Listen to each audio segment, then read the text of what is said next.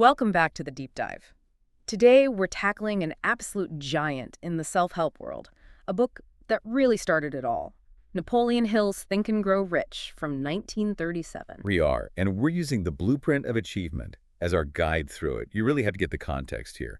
Hill spent, over 20 years studying more than 500 of the most successful people of his time. We're talking Andrew Carnegie, Henry Ford. The titans of industry. Yeah. And that research is what makes his book so heavy, especially since it came out during the Great Depression. People were desperate for a way out. Exactly. And it wasn't just about money. He was trying to define a whole philosophy of achievement. Riches in a broader sense, financial, of course, but also spiritual and emotional. And the core idea, the foundation for everything, is that success starts inside your head. Right. Hill's big claim is that it's 80% psychology and only 20% mechanics. He says thoughts are things. They have a literal vibration, an energy, and if you can focus that energy, you attract real-world results.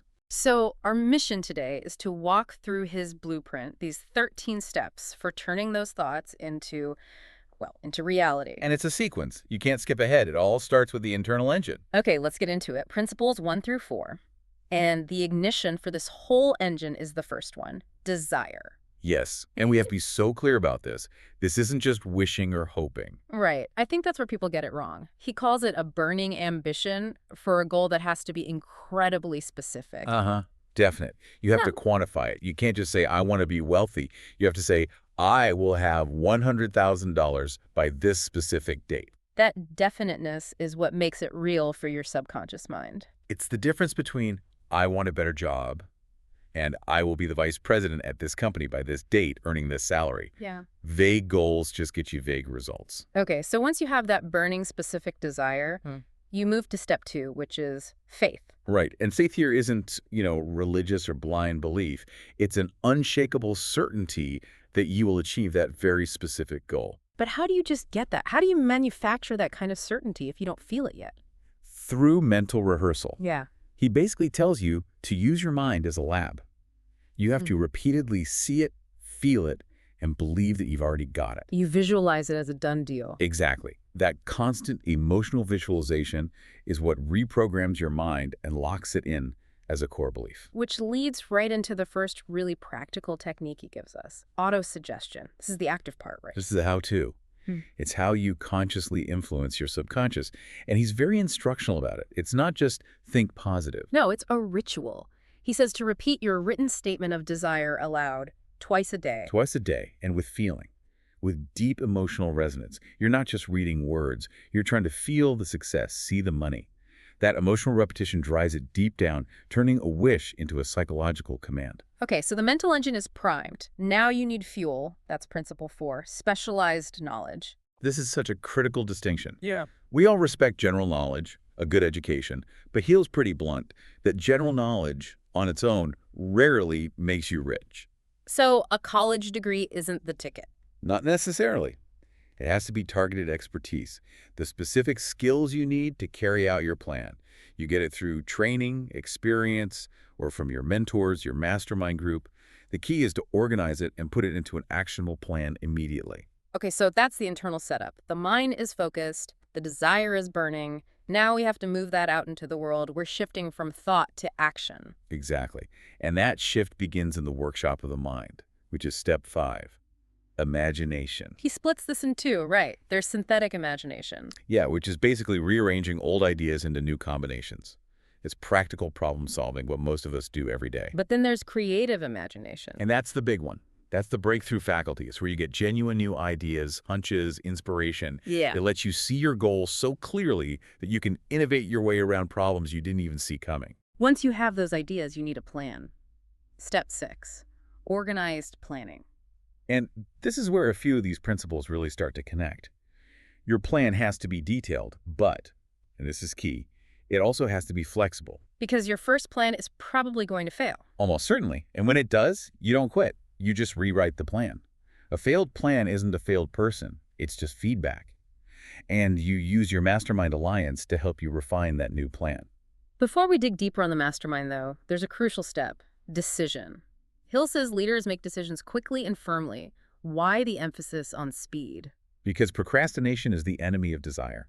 Indecision just kills your momentum. If you hesitate, you let all that focused energy you've built up just dissipate. The most successful people he studied had this habit: decide fast and change that decision very, very slowly, if ever. But that sounds a little reckless, doesn't it? Aren't we taught to analyze, to weigh all the options before committing? It's a fair point, but I think he's talking about the decision on the goal, on the overall direction. You commit to the destination. If the road you're on, your plan, has a dead end, you don't give up on the destination. You just find another road. The speed keeps that initial desire burning hot. And when you hit that dead end, you need step 8, persistence. This is willpower in action. It's the direct result of how strong your desire is.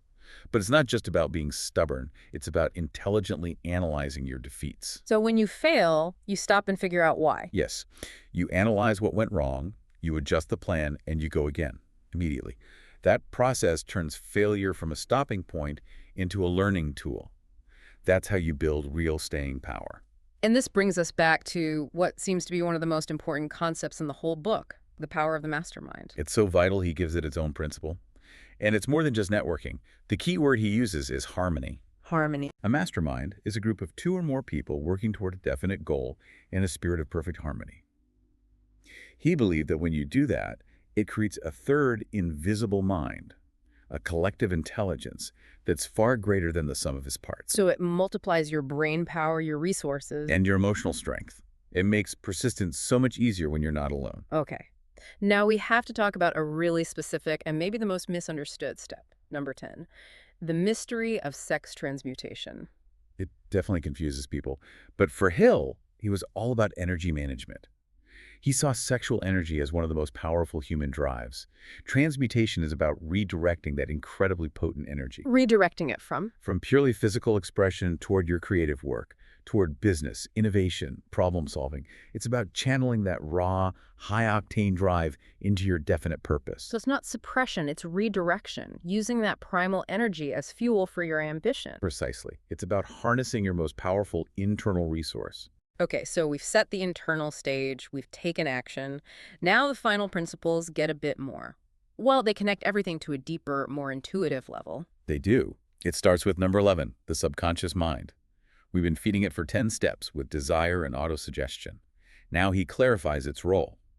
It's the bridge between your conscious mind and what he calls infinite intelligence. So what you get out of it depends entirely on what you've been putting in. Completely. Garbage in, garbage out. If you've been feeding it emotionally charged, positive thoughts about your goal, that's what it will work with and send back to you as ideas or hunches.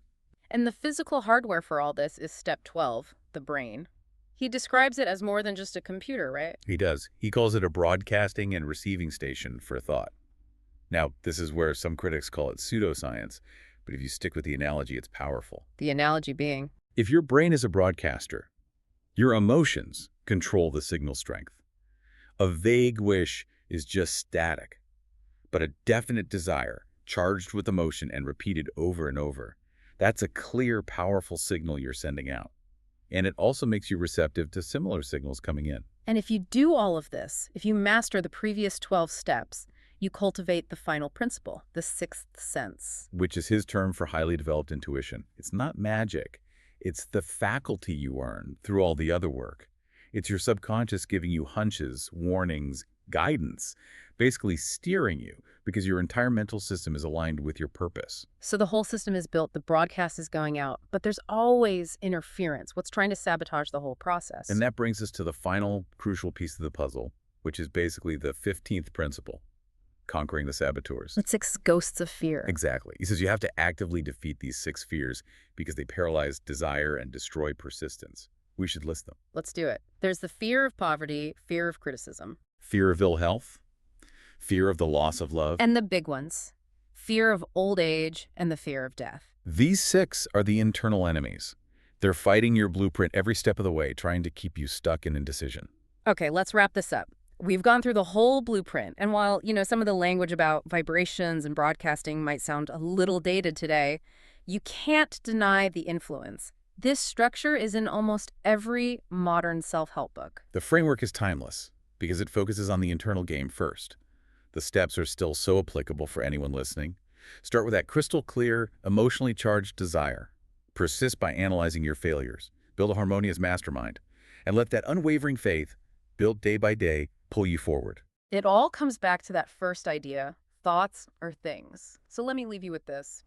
If your brain really is a broadcasting station and your destiny is shaped by what you transmit, then what happens when you choose not to conquer those six ghosts of fear? It's not just a hurdle. That fear is the signal jammer you're operating yourself, making sure the world and your own intuition can never get a clear signal of your true ambition. You have to be the one to turn it off.